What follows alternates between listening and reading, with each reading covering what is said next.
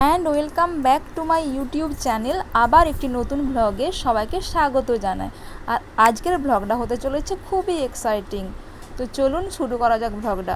আজ আমরা দুজনে রোদে রোদে ঘুরে বেরিয়ে পড়েছি বিষ্ণুপুরে একটু ঘুরতে। বাড়িতে যখন ছিলাম আন্দাজ করতে পারছিলাম না যে এতটা রোদ গরম হতে পারে। আগে আমরা এই রাস্তা দিয়ে অনেকবার এসেছি, তো আমরা আবার দুজন চলে এসেছি এখানে। এটা বিষ্ণুপুরের দলমাদল রোডের একদম কাছে, মানে ছিন্নমস্তা মন্দিরের জাস্ট কাছে।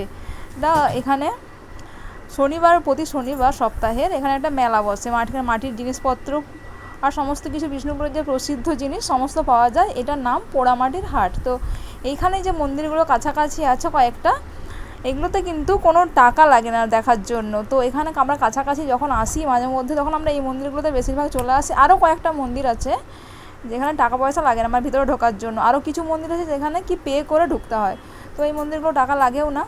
আর এই দেখুন এখনও কয়েকটা ছোটো ছোটো দোকান খোলা আছে, কিন্তু মেলার সময় প্রচুর দোকান আসে। আগে আমরা এই মন্দিরগুলোতে এসে খানিকক্ষণ করে বসে থাকতাম, মানে আরও পুরোনো দিনের কথাগুলো মনে পড়ছে যে এখানে কতবার এসেছি, অনেকবার এসেছি এখানে। দুই বন্ধু মিলে অনেকজন মিলে অনেকবার এসেছি। তো এগুলো আমাদের কাছে কোনো নতুন ব্যাপার না, তো তাও একটু মানে বিষ্ণুপুরে কোনো ব্যাপারে পারপাসে আসলেই আমরা একটু ঘুরেও নিই, ফটো টটো তুলি, তারপর আমরা চলে যাই। এই মন্দিরটাই ঢুকছি। আর এই মন্দিরগুলো বিষ্ণুপুরে খানিকটা সিমিলার, সমস্ত মন্দিরই প্রায় পাথরের তৈরি আর দেখতেও অনেকটা এক। তো দেখুন এই কাছাকাছি যে তিনটে মন্দির আছে না, এগুলো দেখুন একই রকম দেখতে। আমি এই জন্যই বলি যে মন্দিরগুলো না অনেকটা একই টাইপের। তো একটা মন্দির দেখলেই অন্যগুলো দেখেছি বলে মনে হয়, তাই নতুন করে যে আরও সে অন্যান্য মন্দিরে যেতে হবে ব্যাপারটা কিন্তু মনে হয় না। আমরা যখনই আসি কিছু কিছু মন্দিরে ঢুকি, সমস্ত মন্দিরগুলো কভার করি না। বিষ্ণুপুরের সমস্ত মন্দির দেখার জন্য পার্স যে কাটাতে হয়, ওটা বিষ্ণুপুরের রাসমঞ্চে টিকিট পাওয়া যায়। তো ওখান থেকে পার্স কাটিয়ে নিলেই পুরো বিষ্ণুপুরের যত মন্দির আছে সমস্ত কিছু দেখা যেতে পারে। তো রাসমঞ্চটা একদমই বিষ্ণুপুরের কলেজ রোড ধরে আসতে হবে, আর ওটা হাই স্কুলের জাস্ট কাছেই রাসমঞ্চ। তো ওখান থেকে টিকিট কাটিয়ে নিলে বিষ্ণুপুরের যত সমস্ত মন্দির সমস্তই দেখা যেতে পারে। আর আমরা এখানে এসেছি টাকা লাগেনি, কারণ এগুলো ফ্রি থাকে। তো এখানে আমরা দেখে নিচ্ছি মন্দিরের ভিতরে কারুকার্যগুলো একটু দেখে নিন। পাথরের তৈরি, পুরোটাই পাথরের কারুকার্য করা আছে। তো এরকম গলি আর কোনো মন্দিরের ভিতরে শ্যামজি বা রাধাজি এরকম মূর্তি থাকে। সব মন্দির আমরা ঘুরে দেখে নিয়েছি অনেকবার। আর গড় দরজাটা একটু খানিকটা আলাদা, সেটাও পাথরের তৈরি, কিন্তু মন্দিরগুলো মোটামুটি এই রকম স্টাইলেরই। তো এখানে এই পাথরের মন্দির দেখতে পাচ্ছেন। আর এখানে কিন্তু গরমের সময় প্রচুর গরম লাগছিল, মানে এতটা রোদ দেবে আমরা ভাবতেও পারিনি। তারপর ওখানে পৌঁছানোর পর বুঝতে পারলাম বাবা গরম কাকে বলে। গরমের মধ্যেও কিন্তু দেখছি অনেক ট্যুরিস্ট এসেছে, মানে বাইরে থেকে। আমরা তো লোকাল, তো আমরা এমনি এসেছি, ঘুরতে এসেছিলাম, তাই একটু ঘুরে এখানে চলে এসেছি মন্দিরগুলোতে। কিন্তু বাইরের ট্যুরিস্টও দেখছি এখনও আছে, মানে শীতকালে যে প্রচুর ট্যুরিস্ট হয় তার রেস্টটা কিন্তু এখনও রয়ে গেছে। এরপর আমরা মন্দির খানিক দেখে বেরিয়ে গেছি। আর ছিন্নমস্তা মন্দিরের কাছে আমরা এসেছি। এখানে পুজো দেওয়ার জন্য স্থির করে আসেনি যে পুজো দেবো না, এমনি জাস্ট মন্দিরে একটু প্রণাম করতে ঢুকবো। তো মন্দিরের পাশাপাশি এখানেও মাটির জিনিসের দোকান আছে, মানে বিষ্ণুপুর জুড়ে এবং প্রচুর মাটির জিনিসের দোকান পাওয়া যায়, মানে অনেক কিছু কিনতে পাওয়া যায়। এই ছিন্নমস্তা মন্দির, আর এইখানে কামান আছে, তো বড় কামান, যেটা হচ্ছে ওই মহালয়ার দিনে কামান থেকে কামান দাগা হয় আর কি। আর তারপর আমরা ভাবলাম যে প্রচুর খিদে পেয়ে গেছে, তো কিছু খেয়ে নিতে হবে। এই জন্য আমরা একদম ছিন্নমস্তার মন্দিরের কাছে একটা রেস্টুরেন্টে চলে এসেছে। আর এখানে বিরিয়ানি খাওয়ার স্থির করলাম, কারণ অন্যান্য খাবারগুলো যদি আমরা খেতে চাই তো আমাদেরকে অনেকক্ষণ ওয়েট করতে হবে, আর আমরা এই ওয়েটটা করতে চাইছিলাম না। ওই জন্য ভাবলাম চলো বিরিয়ানি নিয়ে নেওয়া যাক, কারণ অত রকম টাইম ছিল না, আর আমরা কিছু কেনাকাটা করতে যাব। ওই জন্য আমরা দুজনে দুটো বিরিয়ানি অর্ডার দিয়েছিলাম, চিকেন বিরিয়ানি। বিরিয়ানির পরিমাণটাও কিন্তু যথেষ্ট বেশি ছিল আমাদের পক্ষে, আমরা পুরোটা খেতেই পারছিলাম না।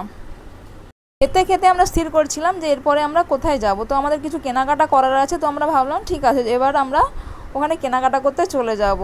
প্রথমে তো খাওয়া হয়ে গেছে, বিলটা পে করে আমরা বেরিয়ে যাব।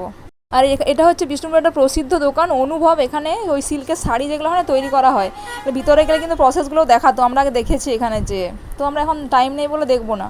আর এটা হলো বিষ্ণুপুরের রাসমঞ্চ, আর এখানেই টিকিটটা কাটাতে হয় বিষ্ণুপুরের সমস্ত মন্দির দেখার জন্য। আর এটা হাই স্কুলের মাঠ দিয়ে আমরা যাচ্ছি।